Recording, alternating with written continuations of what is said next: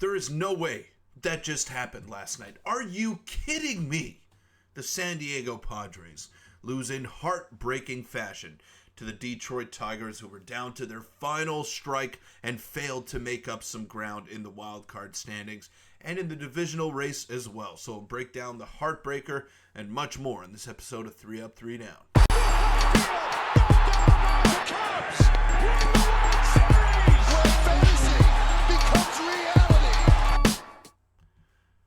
Welcome in, everybody, to 3 Up, 3 Down. I'm your host, Peter Vryonis, and today we're going to be discussing the San Diego Padres loss yesterday against the Detroit Tigers. And as many of you know, I am a Blue Jays fan, but over the inception of this channel, over the past couple of months, I have found myself rooting for the San Diego Padres and become a de facto Padres fan heading into the playoffs.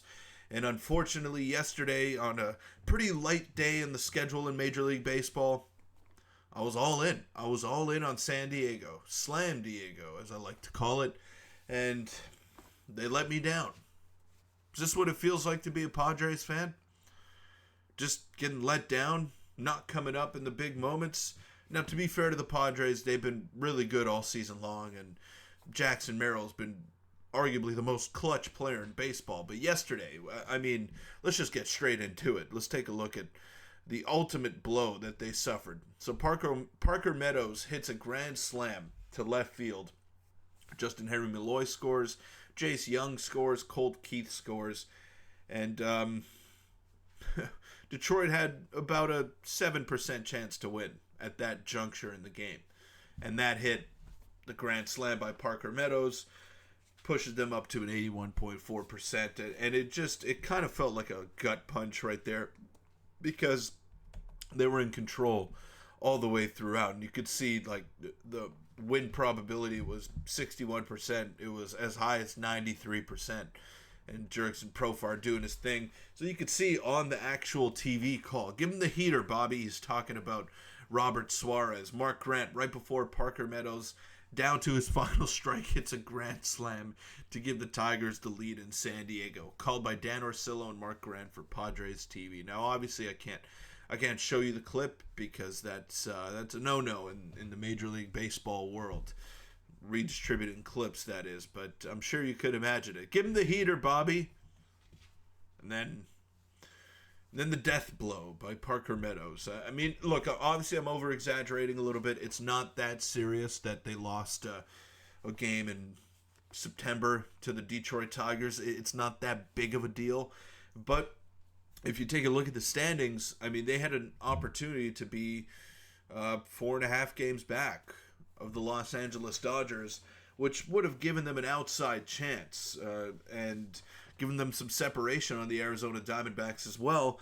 And in the wild card race, too. They're now only 3 games up. They occupy the first wild card spot.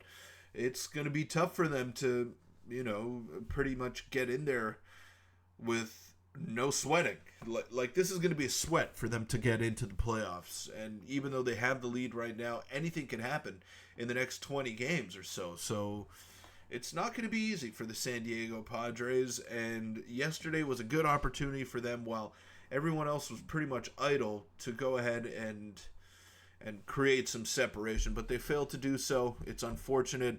It's the way it goes sometimes, and San Diego, I wouldn't worry about this one little result here against the Detroit Tigers. I wouldn't worry about Robert Suarez either, who is having a really good season as the closer of San Diego, but if there's any indication that you need to just start hitting a little bit more heading into the playoffs, that your bullpen just is not going to bail you out all the time, then this is that wake-up call for them. Xander Bogaerts had a nice game yesterday, but he's hitting ahead of Jackson Merrill, and he's got an OPS under 700. So, I understand the vet kind of presence that Mike Schilt wants to employ here, but I still don't understand why Xander Bogaerts is hitting ahead of Jackson Merrill, who has not only been the best rookie in baseball, but been one of the best players in baseball over the past couple of months. So I don't understand the reasoning for that. You have an amazing player on your squad, and he's batting 7th, kind of getting a limited role here. And I know he's playing center field, and he's contributing defensively and base running wise as well. But come on, like this is winning time now. This is when you have to throw the loyalty out the window, the manager to player loyalty. This is when you have to throw out the contract loyalty as well. Because Xander Bogaerts, the only reason why he's still playing and in the lineup every day is because of that contract that he signed. He has not been good this year, and he wasn't great last year either.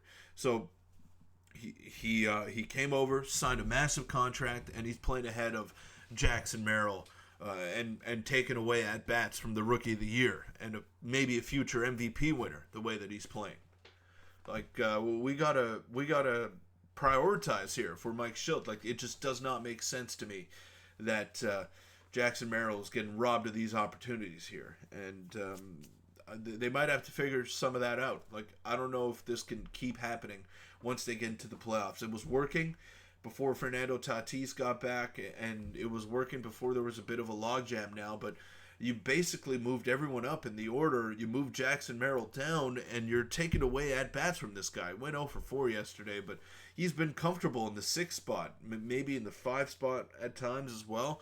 So keep him there. Keep him where he has been comfortable. Don't kind of put him around other people. Like, he is the piece to be built around here.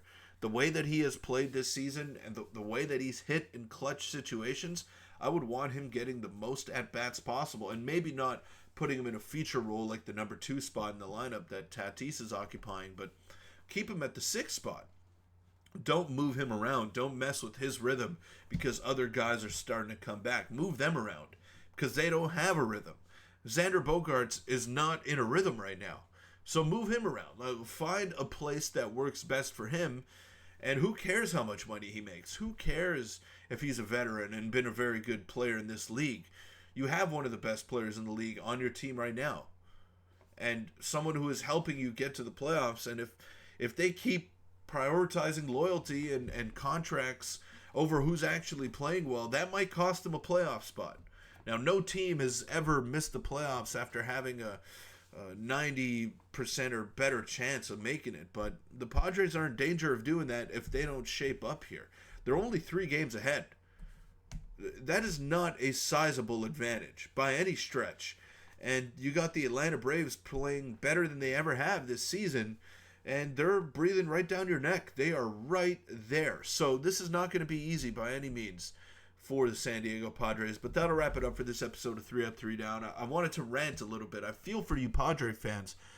Never having witnessed a World Series, having to deal with the stuff that went on yesterday.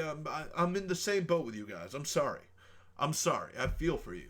Now, that'll wrap it up. Thanks again for making it this far. Make sure to hit the subscribe button, hit the like button as well, and give me your thoughts on the debauchery that we saw yesterday by Mike Shildt and Robert Suarez and just Padres in general. But that'll wrap it up. Thanks again to you guys, and thanks again to Baseball Town for sponsoring this video. They are a huge supporter of the channel. One-stop shop for everything that you need baseball or softball related, whether it's cleats, gloves, batting gloves, bats. I mean, they got you covered. The best equipment at the most competitive prices. So check them out today, and I'll see you guys next week.